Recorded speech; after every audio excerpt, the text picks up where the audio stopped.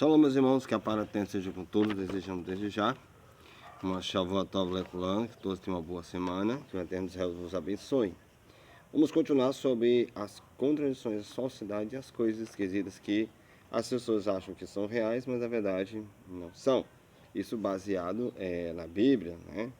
Então eu convido você a ter aquela oração linda, maravilhosa, que nosso voto com o Eterno todos os dias, o Shema Israel. Shema Israel, Shema Eloheinu, Shema Yad, Wa'eta, Et Shema, Elohai Afkal, Lebabak, Afkal, Lav Shafkal Mildak, Wayodebar Elene, Shano Kian Sabak, Ayonde Alibabak, Shanintima Libanek, Udabir Tabima, Av Shivitak, Babentek, Avliktak Baderek, Bashkabak, Yofkumar, o Kashatima Lutaliadek, o Ayuol Tato Foto Benedek, o Katatima Mazuzot Bent Guav Sharek. Então, fizemos mais uma só chamada e vamos às considerações, né, que tínhamos que falar sobre as questões do livro chamado Bíblia, né. Eu tenho que, vamos começar uma breve consideração também do Taná, não é somente da Torá, que a gente vai comparar, mas também do livro Taná, né, consideração breve do Taná, como também uma das marcas devastadoras contra a falsidade na questão dos originais e contra a questão do Novo Testamento, porque uma pessoa honesta que lê, né, que lê as cartas aos Hebreus, cuja autoria é atribuída ao suposto apóstolo Paulo, né, um suposto judeu, de origem romana, que deu, vou dizer, que deu uma nova fisionomia aos ensinos do Nazareno, rompendo assim com a Torá, né? Embora o estilo da escrita ou seja, eu vou dizer, é totalmente diferente dos demais, pelo que eu já tenho falado, das demais epístolas paulinas, e você vai perceber também, né, que a diferença é gritante, porque o esforço, eu vou dizer, ingente do seu autor para provar a divindade do Nazareno, como se o fim colimado desse, como você dizer, esse desidratado fosse, ou melhor, desse desiderato, né, fosse convencer os judeus, né, que o Messias, o Hamashia, né, aqui tem uma formiga aqui me deu uma mordida agora, que esse Messias, esse suposto Messias, já havia chegado, né. É o seguinte, eu quero ler um texto para você aqui, para a gente começar. É o seguinte, eu tenho aqui uns estudos no nosso colega, que também estuda a questão da Torá, é o Evilásio Araújo, um grande colega, que tem estudado muito, né, e tem visto, e ele conta o seguinte, ele diz nos seus estudos, ele era cristão, né, e passou, né, ele virou professor, né, de ensinar contra as falsificações, contra as falsas doutrinas. E ele diz o seguinte aqui, ó. Todavia, o autor da carta aos Hebreus perde-se em temas tão simplórios para uma consideração paradigmática do Taná, que nega a ser infantil. Por exemplo, no capítulo 3, o escritor da carta, da carta faz a seguinte comparação entre o Jesus e o Moshe, para esteja com ele. Enquanto que Moshe ele diz que era servo de Deus, Jesus é filho.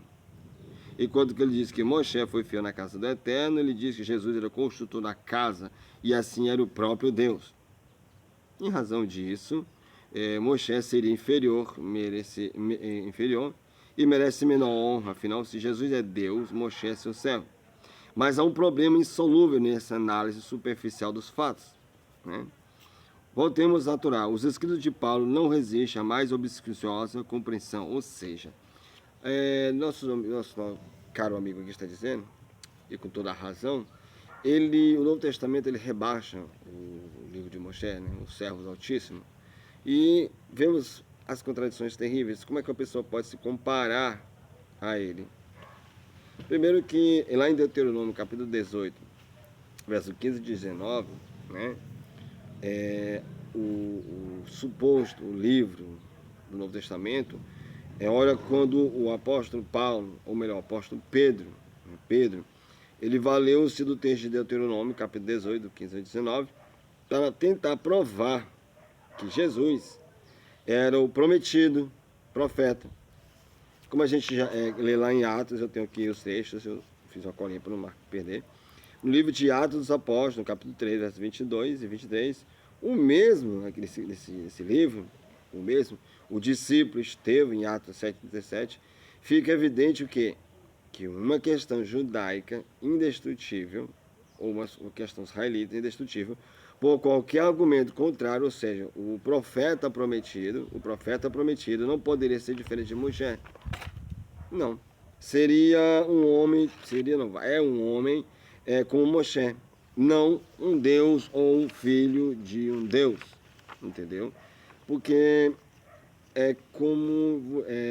esses autores estão tipo dizendo que o Eterno escolheu uma divindade para tomar o lugar, né, do profeta prometido, e eles, eu vou dizer, inventam cada história contraditória que não tem sua validade concreta. Ou seja, ele fala que mas Jesus, ele foi um profeta, ele profetizou muita coisa. Que coisa que ele profetizou?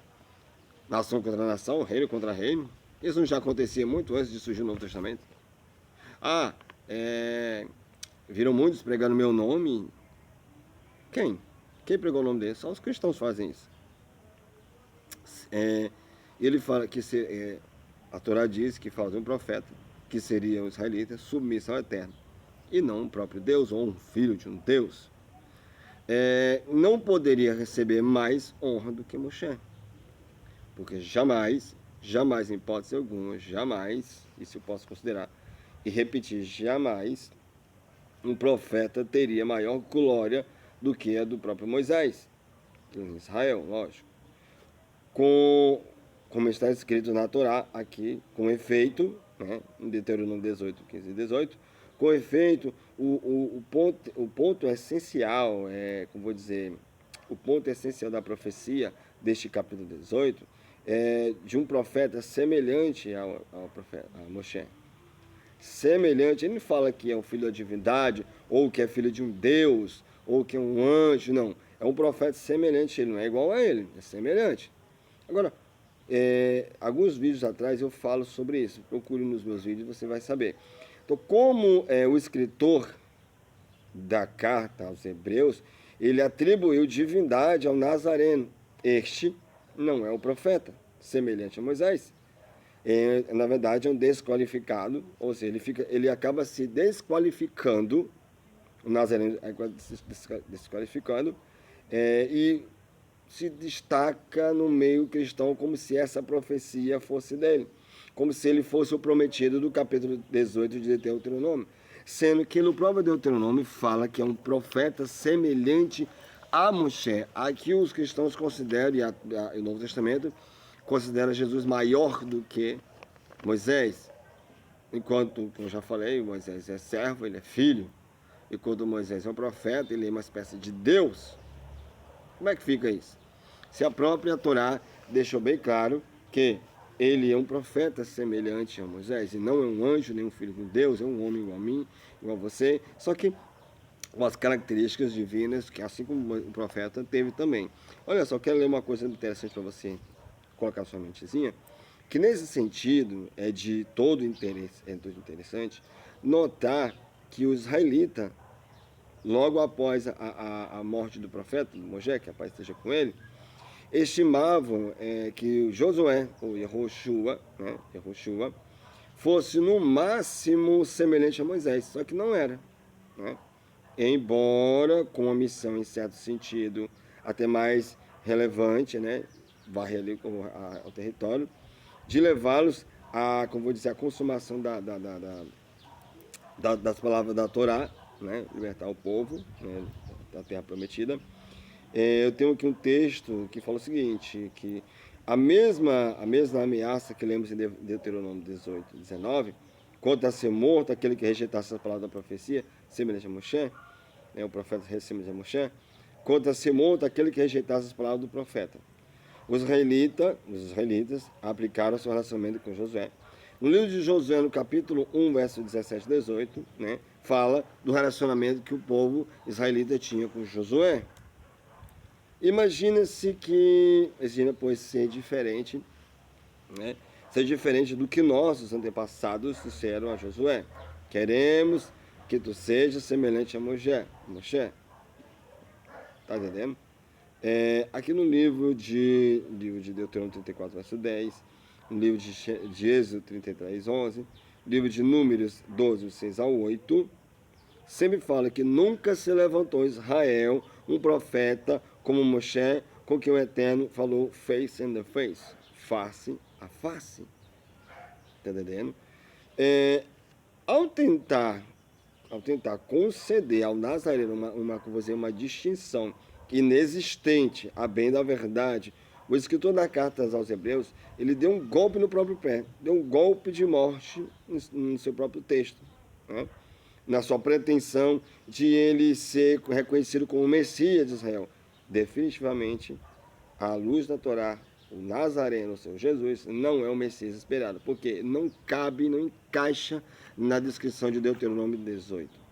É só você ler e você comparar, que você vai ver que não tem nada a ver com ele. Ou seja, eu tenho aqui uma outra pérola, no meio de tantas outras que eu tenho aqui, do escritor da carta aos Hebreus, que foi a construção total, forçada, de que a nova aliança, ou seja, de onde veio essa ideia de tal Novo Testamento. Eu já, nos vídeos passados, eu falo que no Eterno nunca mencionou em ter uma nova aliança, não fez uma nova aliança com ninguém. Como não tem, o Novo Testamento é uma nova aliança com o Eterno, com o seu povo. Quem disse isso? Toda pessoa que faz uma adesão, ou seja, que faz um retorno para o Eterno, ela não faz uma nova aliança, ela renova a que já tinha. Tá entendendo?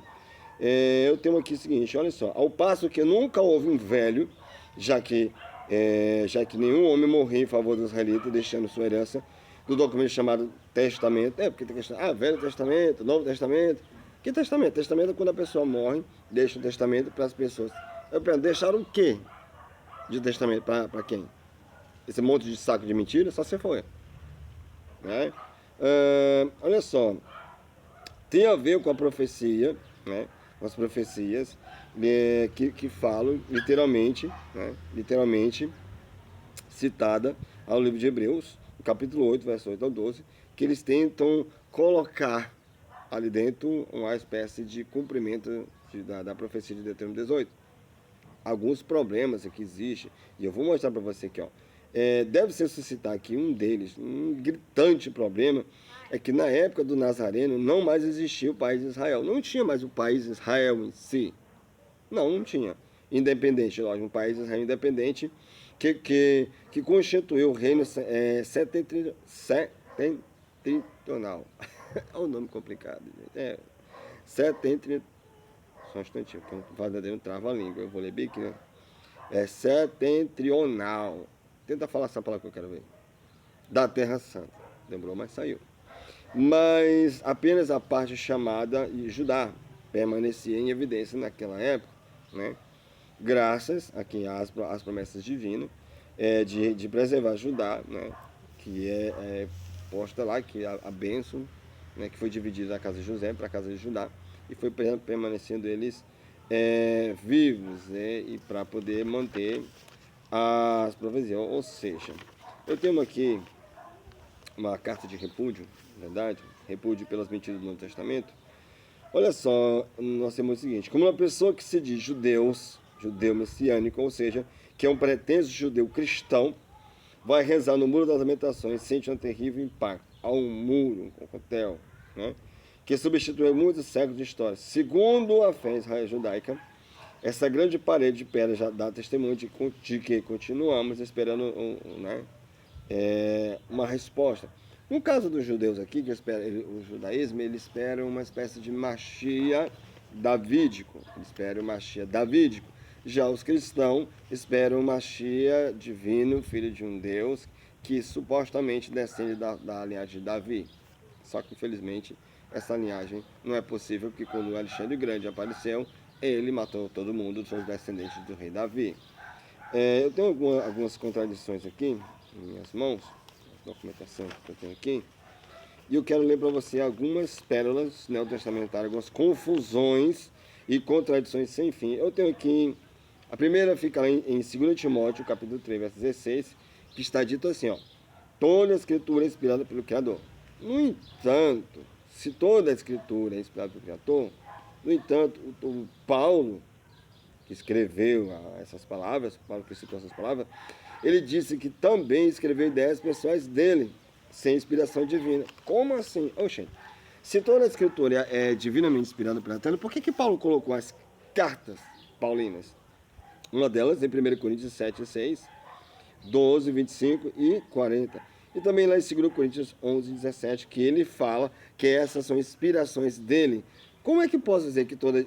mas são inspirações divinas? Não, são apenas cartas. É uma carta que eu escrevo para ti, por exemplo, nós temos uma comunidade em vários lugares do Brasil, eu vou escrever uma carta, mando para lá, inspiração minha, falando coisas agradáveis. Não foi inspiração divina? Foi minha? Uma outra aqui, lembra que lá em número capítulo 23, verso 19, o Eterno Todo-Poderoso, ele não mente. Não mente. Mas só que o livro de Tito, no Novo Testamento, capítulo 1, verso 2, ele também concorda com isso, né? A Bíblia cristã, ou seja, o conhecido como Novo Testamento, ela chega ao ponto de dizer olha como é que chega a blasfêmia. Ela chega ao ponto de dizer que o Eterno Todo-Poderoso pessoalmente faz alguém acreditar na mentira para ser destruída. Mas como assim, irmão? Onde é que está escrito isso? Está lá em 2 Tessalonicenses, capítulo 2, verso 11 e 12, que lá diz que o Eterno instiga as pessoas a mentirem, para ele castigar as pessoas por elas terem mentido, porque ele fez elas mentir.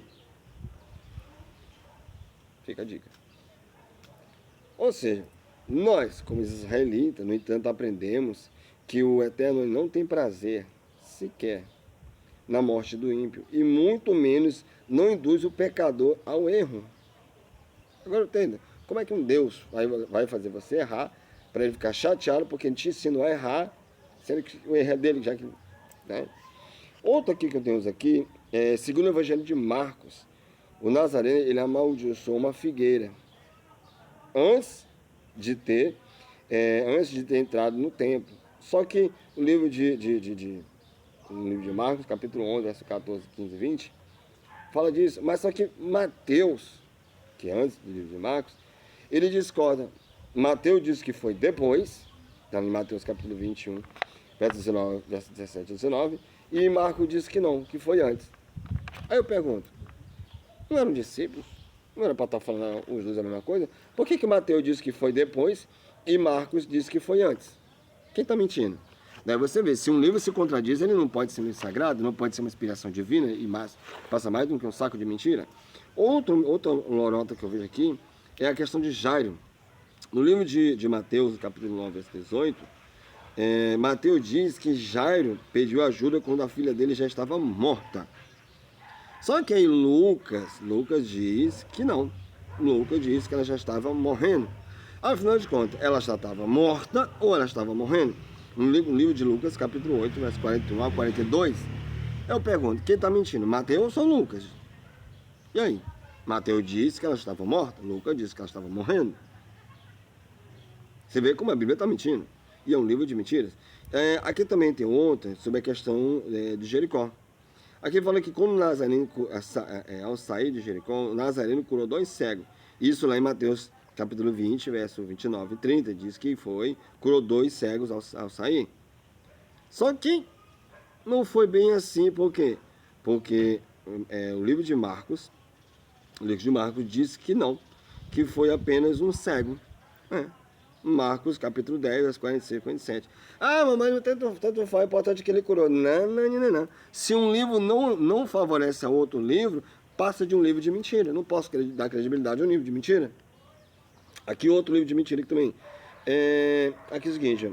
Zacarias disse, né? Zacarias disse Nazareno que o filho, que Zacarias, era filho de Baraquias.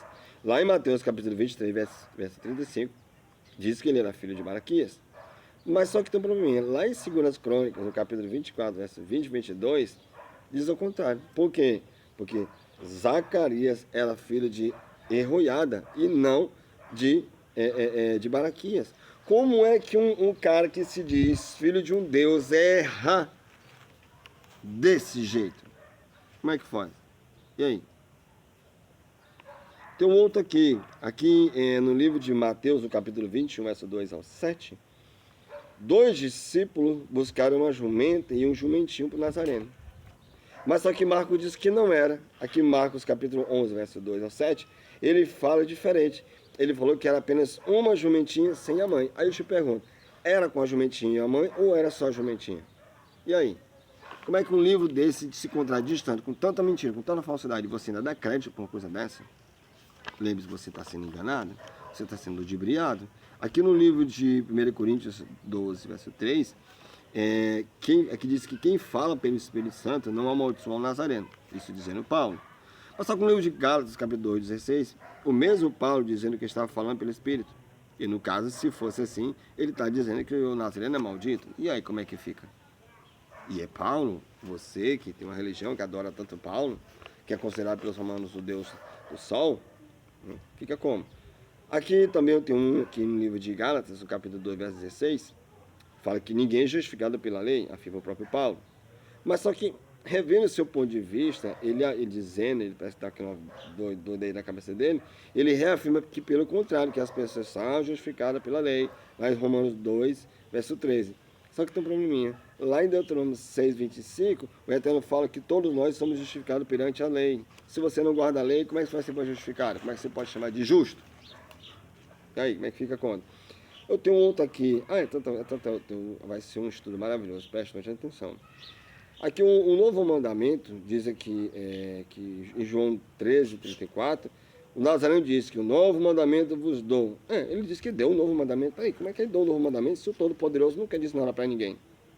Só que tem o seguinte, que aqui 1 João 2,7, verso 8, e 2 João 5, diz que foi um erro, que não é um novo mandamento. Aqui que ele escreveu que foi um erro, que ele errou. E aí como é que fica? Ele deu um novo mandamento ou não deu um novo mandamento? Aí fica aquela questão mesmo. Primeiro que o Eterno deixou bem claro que não ia fazer um novo mandamento. Mas é amar a Deus sobre todas as coisas e amar o próximo a ti mesmo. Peraí, isso é resumo. Os mandamentos eternos não podem se resumir, você tem que cumprir um por um. Se você for dizer, se você ignorar isso, sabe o que vai acontecer? Você vai estar dando, sabe o quê? A mínima. É o que os cristãos estão dando a mínima para o Eterno. E aí fica como? Tá entendendo? Eu tenho outro aqui, outra lorota da igreja da Bíblia, do Novo Testamento, diz o seguinte, que Paulo diz que todas as coisas são puras para os impuros, para os puros. Isso ele disse lá em Tito 1,15. Mas é que Paulo ele esqueceu de dizer que há coisas impuras que os puros não podem tocar. E aí parece que dá um estalo na cabeça dele e vai lá para 2 Coríntios 6, 17 e corrige isso. Olha a começar. É um saco de contradições terríveis, ninguém merece. Aqui também tem uma aqui, em Lucas 16, 16, que o Nazareno afirma que a Torá e os profetas vigoraram até Atenas, até João Batista. Mas espera aí, aqui no livro de Lucas diz uma coisa, mas lá no livro de Lucas 17, que mesmo assim o Nazareno afirma que não cairá um iode da Torá, e isso no verso seguinte, segundo ele, lá em Mateus 5, 16, 19, segundo ele, né, diz que ela continua em vigor e não cairá nenhum dos menores mandamentos. Como é que eu vou dizer que não existe ninguém, que a lei vigorou até João Batista? Quer dizer que eu posso fazer o que eu bem entender, que não existe mais a lei, não preciso guardar mais o sábado, não preciso guardar festa nenhuma, não precisa nem sequer adorar o Eterno. Por quê? Porque o Eterno lá diz, eu sou um e não há outro, e tem todos os mandamentos, Então eu posso trair minha esposa, eu posso roubar, eu posso matar, posso fazer o bem, entender? Porque eu só tenho que amar a Deus e amar o próximo e acabou a história. Será que é isso? Somente isso? Hum. Eu tenho outro aqui também, outra mentira também, aqui no livro de Mateus, no capítulo 28, verso 19 e 20, que tem aquela ordem de batizar, a ordem de batizar em nome do Pai, do Filho e do Espírito Santo, né, que ele fala lá, na santidade. Ordem que os discípulos aqui não cumpriram, ou não entenderam o que o cara falou lá, né? Pois que lá em Mateus, aliás, lá em Atos, capítulo 2, verso 38, e o capítulo 8, 16, verso 10, 48, 19, verso 5, eles não batizaram o nome da Trindade, batizaram só o nome do Nazareno. Aí eu tenho aquela questão. Tem aquela questão. Quem crê e for batizado será salvo. Quem não crê será condenado. Eu te pergunto, Moisés se batizou? Abraão, Isaac, ou todo o povo do passado se batizou? Então esse povo todo está perdido. Esse povo todo vai para o inferno, como os cristãos dizem. Outra coisa que eu quero te perguntar. João Batista. Quem batizou o João Batista? Já que ele batizou Nazareno. E por que Nazareno se batizou? Porque de acordo com o cristianismo, só quem se batiza é quem tem pecado. E o Nazareno tem pecado? E muitos dizem que não. Tá entendendo? Eu fico a me perguntar. Tá entendendo? Então como é que fica? Todo o meu povo, será que todos os israelitas samaritanos, todo o povo israelita estão perdidos? Porque outra coisa interessante, quem batizou os discípulos? Porque não tem um texto de os 12 discípulos sendo batizados. E outra, quem deu essa ordem para ser batizado? Quem crê e foi batizado será salvo? Sei que outro texto também, nos escritos do Novo Testamento, o próprio Nazareno lá diz que bastava só acreditar nele que estava salvo. Não precisava nem batizar. Aí, galera, o negócio tá sério. Olha, cada vez que eu vejo a Bíblia, cada vez eu vejo mais mentira, mais mentira. E as pessoas estão tentando tampar o sol com a peneira e ver que não vai dar certo. Outra que eu tenho para vocês aqui, essa aqui. Que ele fala que a nova aliança prometida aos judeus, a casa de Israel e a casa de Judá, ou seja, a casa samaritana e a casa de Judá. Ele fala o seguinte, que não admite que alguém ensine a seus irmãos e companheiros. A nova aliança dos cristãos constante do Novo Testamento, que diz, ide e ensinai. Bom, primeiro que a gente não prega dessa forma. É proibido? Não é que seja proibido, filho. É que eu não vou chegar na tua casa batendo, né, em tal hora da manhã para te perturbar. Eu sou judeu, sou israelita e quero te pregar a Torá. E se você não aceitar a Torá, tá perdido. Não é assim que funciona. Mas os cristãos vão lá e de pregar o evangelho, batizando as pessoas em nome do Pai, do Filho e do Espírito Santo, e fica como? Quem deu essa ordem? Entendeu? Quem deu essa ordem?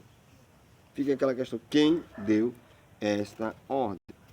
Tá entendendo? Então, assim, eu, como sendo da casa do Reino do Norte, e os nossos irmãos judeus, sendo da casa do Reino do Sul, como é que fica essa questão? Quer dizer que nós estamos perdidos? Porque nós não cremos no que está escrito na Bíblia? Tá entendendo? Eu tenho outro aqui, é o seguinte, aqui no livro de Atos 15, versos 5, 10, diz o seguinte, que a lei, ou seja, a Torá, era um jugo insuportável. Como assim? No entanto, há uma retificação aqui. Lá em 1 João 5, verso 3, fala que os mandamentos do Eterno não são pesados. Peraí, uma hora diz que é insuportável, outra hora diz que não é insuportável. Dá para você entender como é que funciona o cristianismo? Não dá, porque é um livro de contradições. Uma hora ele diz que água é água, depois diz que água não é mais água. Tá entendendo? Eu tenho aqui também sobre Nazareno. Ele diz o seguinte, Jesus antes e depois da ressurreição sabia de todas as coisas. Aqui diz que o Nazareno sabia de tudo. Lá em João capítulo, deixa eu ver aqui, capítulo 16, verso 30, e o capítulo 21, verso 17, diz que ele sabia de tudo. Mas só que o livro de Mateus, antes disso, diz que ele não sabia de nada. Mateus 24, 26 e Atos 1, 7, que diz que não é bem assim. Pois ele não sabe de tudo, e nem mesmo antes, nem depois da ressurreição. Lembra que eu dei um spoilerzinho sobre a data da vinda dele? Ele deu a data dele, disse que antes que percorresse o povo de Jerusalém, ele viria. O povo ia descer do poder grande de glória. Cadê o cara? Paulo diz que antes que nós morrêssemos, ou melhor, que eles que não iam morrer, viriam o cara vir lá de cima. Cadê Paulo? Cadê o povo? Virar imortal, um Highlander? Como é que fica isso? Então, meus irmãos, É o seguinte, são várias pérolas que eu tenho aqui, provas que eu tenho, que tudo que você que tem esta fé aí, que acha que a sua Bíblia é inspirada, totalmente inspirada pelo Eterno, não é. Somente a Torá. Porque se um livro desse aqui, se com tanta mentira, por exemplo, um dessa aqui, ele falou o seguinte, que Paulo disse que Deus não rejeitou o seu povo judeu, o povo de Israel, em Romanos 11, do 1 ao 12. Mas só que ele fala que ele estava aborrecido com os israelitas, porque não aceitaram sua apostasia para crerem em outro Deus. Isso está em Deuteronômio 16, aliás, Deuteronômio 13, dos 6 a 11. Só que Paulo, ele escreveu sobre os israelitas, né, que veio, que virá a ira definitiva. Lá em 1 Tessalonicenses 2, ele diz que nós, israelitas, estamos ferrados. Tá entendendo? Ele diz que nós, israelitas, estamos perdidos. Olha a hipocrisia que eles chegam a tratar as escrituras. Paulo disse que se procurasse agradar homens, não agradaria o Nazareno. Isso está em Gálatas 5, verso 10. Mas depois o próprio Paulo disse que estava agradando a todos os homens para salvá-los. Não dá para entender. Lá em 1 Coríntios 10, 33. Paulo, ele fala da circuncisão. Ele fala que Paulo circuncidou a Timóteo por causa dos judeus, do povo de Israel. Atos 16, 13. Mas Paulo disse que não fazia nada para agradar homem e que a circuncisão não valia nada. Isso está lá em Gálatas 1, 10, capítulo 6, verso 15. Mesmo sem valer nada, ele pregava a circuncisão lá em Gálatas 5, verso 11. Valia ou não valia? Para o Todo-Poderoso, a circuncisão é válida. É um sinal entre ele e seu povo. Se você, que é homem, não faz a circuncisão ao acertar a fazer a adesão, você não é aceito pelo Eterno entre nosso povo. Não é aceito no pacto de Abraão, de Isaac e de Jacó. Tá entendendo? Então, meus irmãos, isso é só um prelúdio do que eu tenho para vocês. Que o Pai do Eterno seja contigo. E lembre-se, nem toda luz que vem é divina. Você tem que saber quem é o iluminado. Sabe por quê? Porque se um texto contradiz um outro texto, se eles eram tais discípulos, deveriam dizer a mesma coisa. Uma coisa eu te pergunto para deixar na tua cabecinha. Se ele foi tentado no deserto lá, da tentação, com um tal demônio, quem contou para o discípulo que ele foi tentado, se nem ele mesmo disse para ninguém, e não tem um texto sequer falando sobre isso? Ah, foi o Espírito Santo. Então, senhor, prova esse livro, esse texto, que foi o Espírito Santo que falou. Porque o Todo-Poderoso disse que há um e não há outro. Aí de repente vem outros. Eu pergunto, Deus mentiu? Pense, no próximo vídeo eu daria a resposta sobre isso. Shalom, fica na paz eterna e aquele abraço.